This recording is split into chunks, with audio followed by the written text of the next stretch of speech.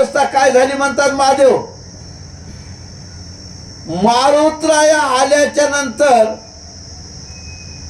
मी लगेच उठायला पाहिजे होत आणि त्या रामाच्या कार्यामध्ये तत्पर व्हायला पाहिजे होत. पण त्या रामाचं कार्य, रामाचं दर्शन घ्यायचं तर विसरलोच.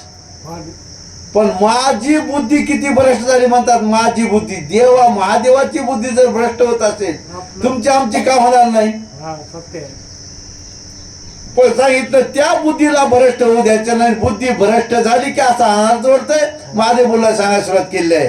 कायसी पर्वताची कथा सांगावया गुंतलो मारुता. तव क्षोभाला रघुनाथा उपेक्षा तत्वता केली माझी. खरंच सांगतो म्हणतात महादेव, माणसानं हातात धरलेलं काम अगोदर पूर्ण करावं. आता ते काम पूर्ण होण्याच्या अगोदर उगाच जर गुराळ लावून बसलं तर काही फायदा आहे का. अरे त्या भगवंत रामाचं काम करायला पाहिजे होतं मी अगोदर. पण उगच मारुतराय आले ना उगच बडबड बडबड करीत बसलं म्हणलं या ठिकाणी.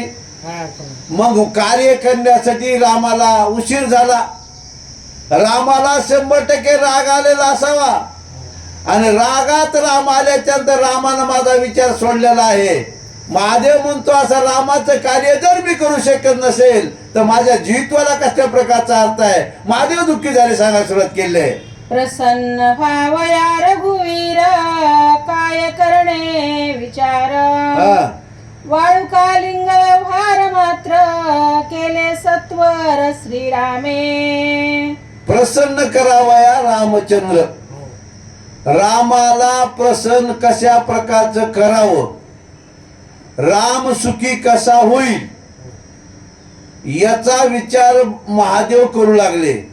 आणि इकडं रामानं वाळूचं पिंड तयार करू लागले. काय केलं सांगायला सुरुवात केली आहे. तेथे प्रवेशोनी आपण घ्यावे श्रीराम दर्शन.